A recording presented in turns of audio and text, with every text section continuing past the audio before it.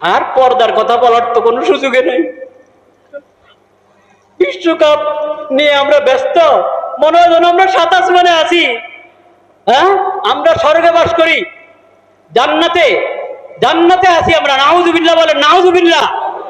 ওদের ভাবটা হলো তারা মনে হয় জান্নাতে আছে, তো আমরা জান্নাতে আছি। আর হুজুর কি কয় এগুলা পর্দার কথা? আরে পর্দা ছাড়া জান্নাত, আল্লাহ যে পর্দার বিধান দিয়েছেন দুনিয়াতে, এই পর্দার বিধান ছাড়া জান্নাত।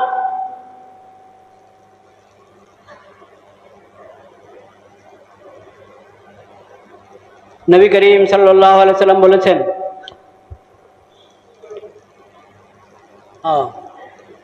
লা ইয়াকুনান্না মিন উম্মতি আকওয়াম ইস্তাহিল্লুনা আল হিরা ওয়াল হারির ওয়াল খামরা ওয়াল মাআজিফ ওয়া লা ইয়ানজিলান্না আকওয়ামুন ইলা জামবি আলামিন ইয়ারুহু আলাইহিম বিসারিহাতিন লাহুম ইয়াতিহিম ইয়ানিল ফাকির লিহাজাতিন ফায়াকুলুনা ইরজি ইলানা গাদান ফায়ুবাইয়িতুহুমুল্লাহ ওয়া ইয়াদাউল আলাম ওয়া ইয়ামসাখু আখারিনা কিরাদাতান ওয়া খানাজির ইলা ইয়াউমিল কিয়ামা। দীর্ঘ হাদিস, প্রথম অংশটা আমি বলছি।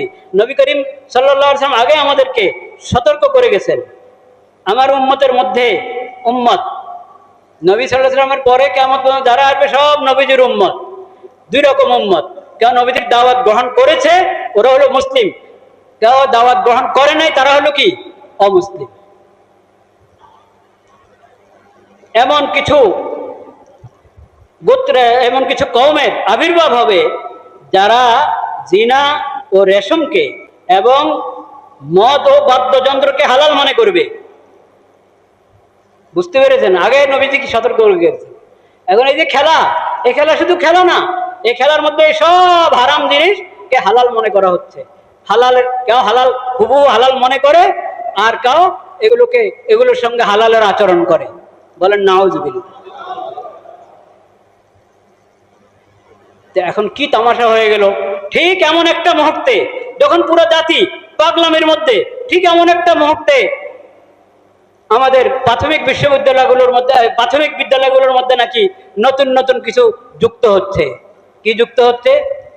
সঙ্গীত যুক্ত হচ্ছে, আর হ্যাঁ কি নাট্য যুক্ত হচ্ছে, আবার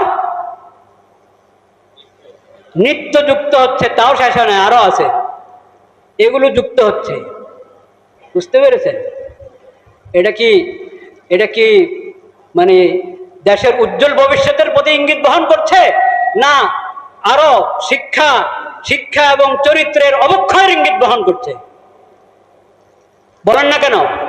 শিক্ষা এবং কি চরিত্রের অবক্ষয়ের ইঙ্গিত বহন করছে।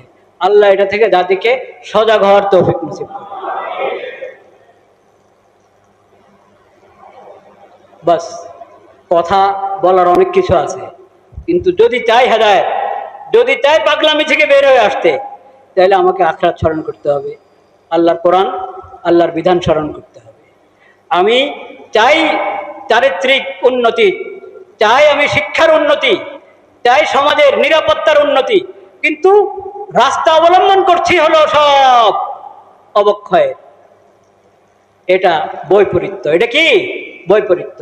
আল্লাহ তাআলা এই বৈপরীত্য থেকে আমাদের সবাইকে হেফাজত করেন।